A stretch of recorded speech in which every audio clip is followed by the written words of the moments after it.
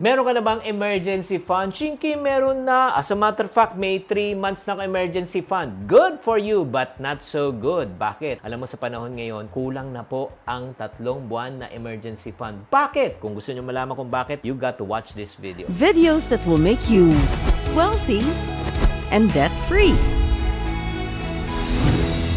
Hi there, this is Chinky Tan, your pambansang wealth coach. Ang usapan po natin ngayon ay emergency fund. Ano bang emergency fund? Bakit ba kailangan natin mag-ipon ng emergency fund? Ilang buwan ang kailangan po natin para tayo ay mabago ang ating financial situation. Mga friendship, so kung ready na po kayo, kumuha kayo ng ballpen, papel, ano ba yung emergency fund? Ang emergency fund ay iyong buwan na gastusin, tubig, kuryente, upa, just in case bigla na lang pagkawalan ng trabaho, income, biglang nagkasakit, aksidente, di ba? Meron kang pondo na pwede kang itawid for several months para ikaw ay hindi mamblema at mangutang. At mga parating nagtuturo, naririnig po natin sa mga financial advisors, kailangan mag-save ka ng at least 3 to 6 months. Ito yung 3 buwan na iyong buwan na nagastusin. Kunyari, ang buwan ng gastusin mo ay 20,000 times 3, nasa 60,000 pesos po siya. Pero sa totoo lang, kung 3 buwan lang po ang ating emergency fund, sa panahon ngayon, hindi na siya sapat. Bakit po? Dahil po, pwedeng ma-wipe out immediately ang emergency fund mo.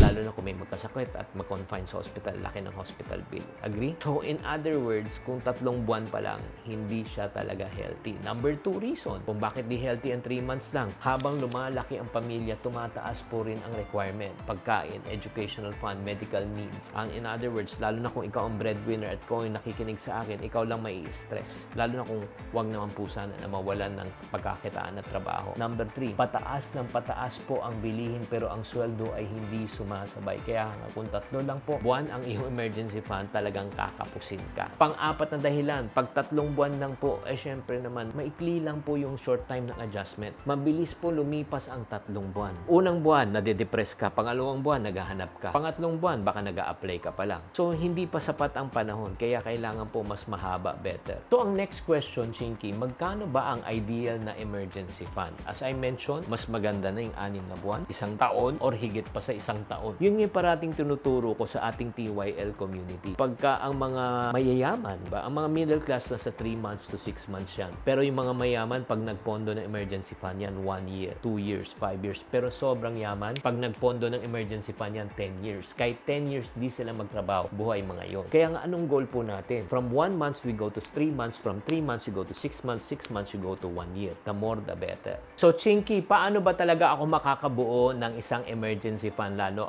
kung ako ay nag-uumpisa? Kung ikaw ay nag-uumpisa, itong unang dapat mong gawin, i-check mo muna ang iyong cash flow. Ang ibig sabihin ng cash flow, ang pagpasok po ng pera. Alamin mo kung magkano talaga ang iyong kinikita, number 1, magkano rin ang iyong nagagastos. Di ba dapat, syempre common sense, mas malaki dapat ang ating kita kumpara sa ating gastos. Kung mas malaki ang gastos kumpara sa ating kita, negative na po tayo. Wala talaga tayong emergency fund. Tayo po ang nangangailangan ng emergency.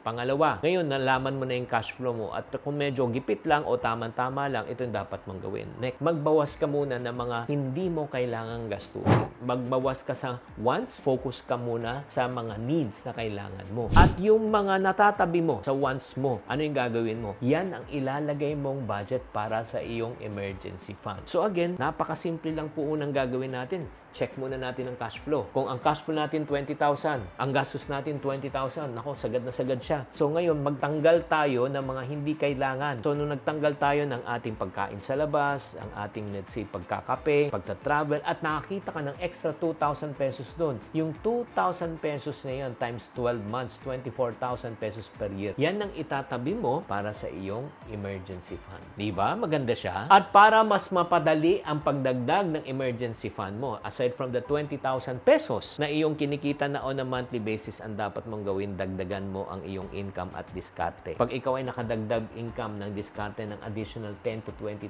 pesos per month, anong gagawin mo? Hindi mo ipaparty muna yan. Ang gagawin mo, yung extra niya, ilalagay mo ulit sa emergency fund mo para makapondo ka na ng 1 buwan, 3 buwan, 6 na buwan, 1 taon. Pag nagbuo mo na yan, ay doon ka na talaga mag-enjoy. Kasi na-secure mo na ang iyong emergency fund. Kaya nga tatandaan, mga kapatid, ngayon, sa panahon ngayon, hindi na po sapat ang 3 buwan. Mas maganda kung may 6 na buwan at 1 taong kang emergency fund. Nakatulong ba tong episode episode natin na ito, kapatid. Kung nakatulong tong episode natin na ito, type nakatulong po sa comment section. And don't forget to like, follow, and subscribe and the notice bell para ma-notify kayo pag may bago tayong video every single day. Tatandaan, tamang karunungan, tamang disiplina po ang susi sa pagyaman.